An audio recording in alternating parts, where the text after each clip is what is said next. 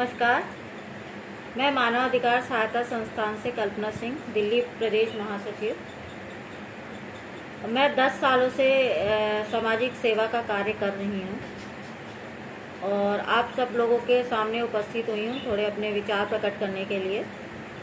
तो सामाजिक सेवा का सबसे बड़ा वो है कि हमारा अंतर्मन सबसे ज़्यादा शुद्ध होना चाहिए और निस्वार्थ भाव से लोगों की सेवा का कार्य करना चाहिए। क्योंकि यदि हम अपना फ़ायदा देखेंगे कि हमें इससे क्या फ़ायदा मिलेगा, हम कितनी ऊंची पोस्ट पे जाते हैं, क्या है, तो इससे हमें कोई भी फ़ायदा नहीं, फिर वो सामाजिक कार्य नहीं हुआ। फिर उसके लिए तो हमें बेटर है कि बिजनेस कर लेना चाहिए, क्योंकि सामाजिक कार्य जो होता है वो निस्वार्थ भाव से, सामाजिक कार्य इटसेल्फ आपको डिनोट करता है कि ये निस्वार्थ भाव से सेवा। उसमें आपको बहुत टाइम भी देना पड़ता है। कई बार आपको पता नहीं चलता कि टाइम कितना हो गया है और खाने का भी होश नहीं, कुछ नहीं। तो कई बार मेरे पास, क्योंकि डोमेस्टिक वायलेंस के ज़्यादा केसेस आते हैं, मैं काउंसलिंग करती हूँ और बच्चों की भी काउंसलिंग करती हूँ, और तो इस वजह से मुझे भी टाइम का पता नहीं चलता कि कितना टाइम हो जाता है। घर वालों के सहयोग से ही सारा काम हो पाता है।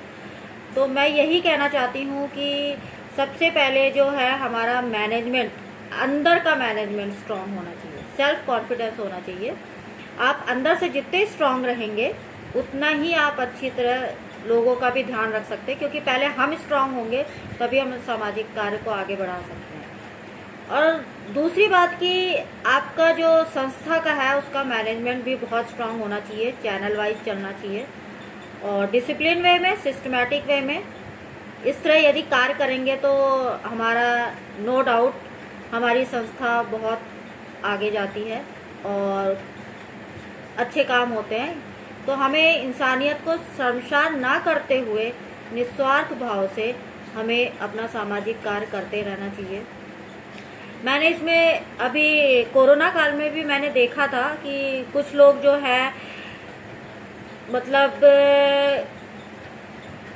निस्वार्थ, उसमें मतलब स्वार्थ भी नहीं कह सकते, फेक फोटोग्राफ डाली गई है ग्रुप में कि मतलब हमने ये किया, हमने वो किया, लेकिन वो साफ पता चल रहा था, समझने वाले साफ समझ रहे थे कि ये फेक फोटोग्राफ है, सिर्फ अपना नाम उजागर करने के लिए।